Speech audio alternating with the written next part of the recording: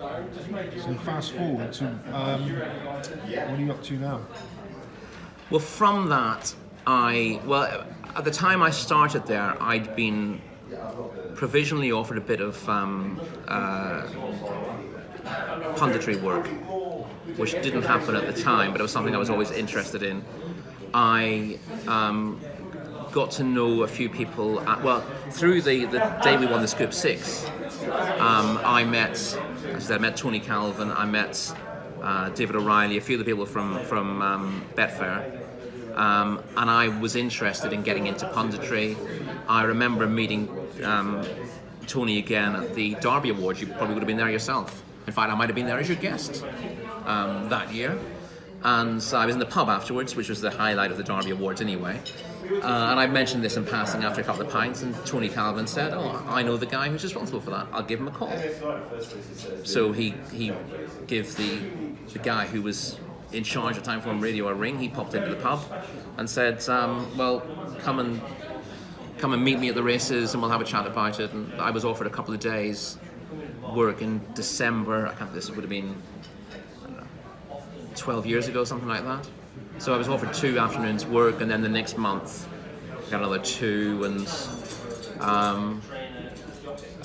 at that time Timeform were responsible for Cheltenham Radio, doing the analysis and the chat from the paddock, and I sort of fell into the team there, started doing that, gradually got more and more work for them, and suddenly I was primarily a pundit come tipster, which wouldn't have been where I saw myself starting out in the business, but it paid reasonably well. It was handy from where I lived, and it was a step in a different direction. So that got me started in that, and there's a lot more opportunity in that side of the business than there would have been 10 years ago these days. So there's always been work there.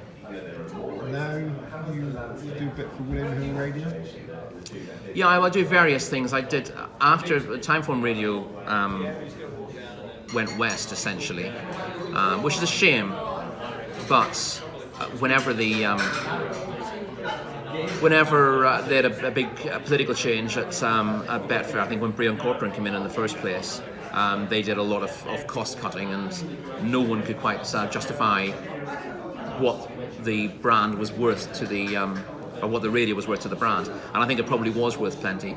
William Hill, to their credit, knew exactly what it was worth. They'd done their analytics, and they could tell you from their internet radio how many listeners they had and what their average spend was, and they could say that the exercise was worth whatever it was, say $250,000 to the bottom line at the end of the year, therefore it justified its existence.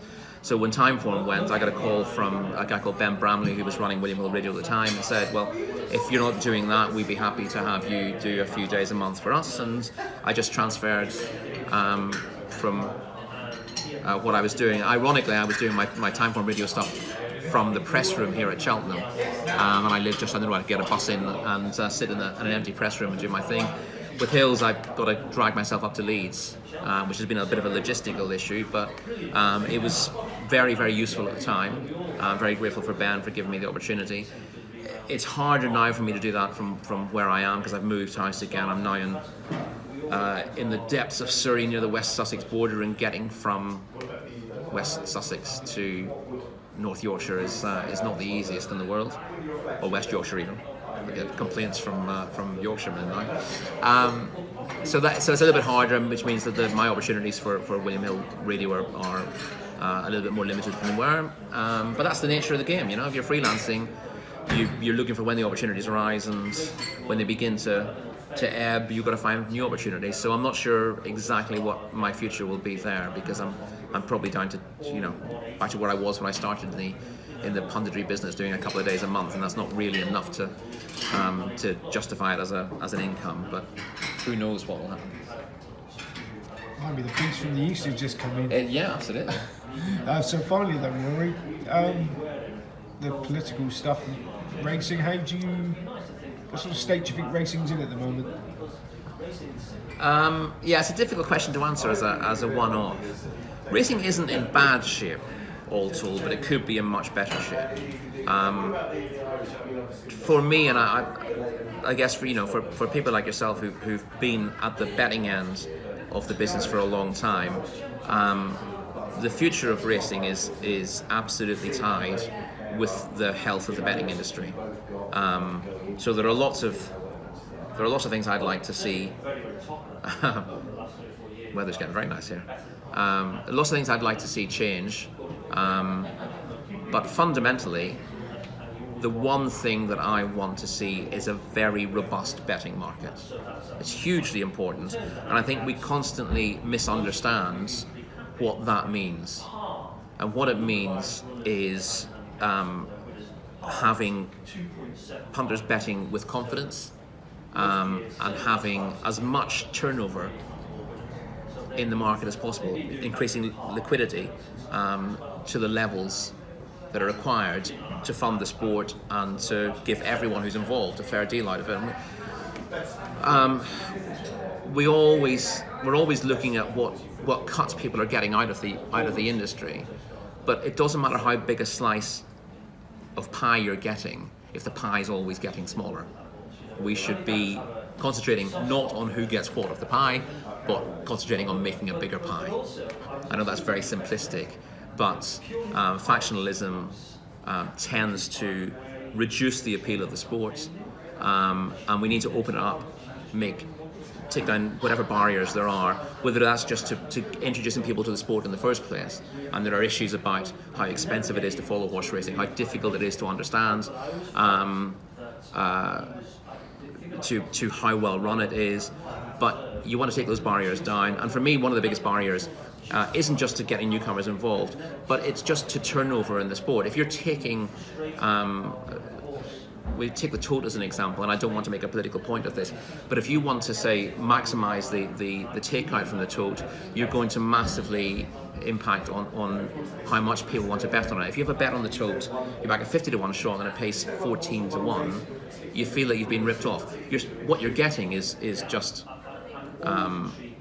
what would be expected based on what other people are backing, but the takeouts will reduce the appeal of that.